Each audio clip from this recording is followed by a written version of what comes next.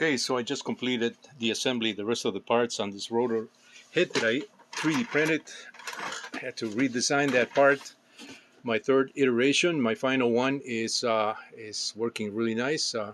Look how nice this looks with a new head design, and it's there's no slop whatsoever this way. Before with this my first one, I had a little bit of slop there, and this was just not kind of made it look like my bumblebee. My bumblebee, it works. These rotors work just fine.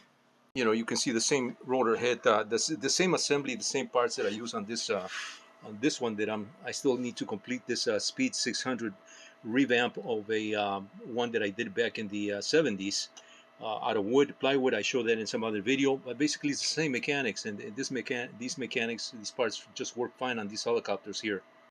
And here's the bumblebee, with that rotor head, But this is kind of my own rotor head. It's got this nice clean look on top, very very clean. There are no protrusions coming out. I don't want anything protruding here.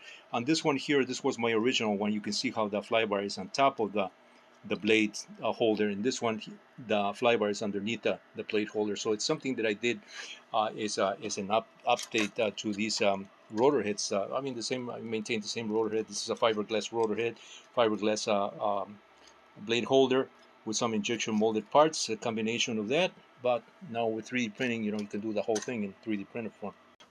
So this is once again how it's looking on this Quark SRB. And this is a nice little helicopter. This was sitting in my shop and on shelves, and gathering dust for a long time. And so it had an issue with the controller, the 4-in-1 controller, or the all-in-one controller, the original one that was driven by it was 72 megahertz. It had the transmitter with the long antenna. So I was trying to repair that. I actually repaired the speed control section, and then I ran into an issue with the board from so much work that I opening and closing. Because that had it was a stacked board with these pins. They were joining the two boards, so pins on the left, it had like 8 pins on the left and 4 pins on the right.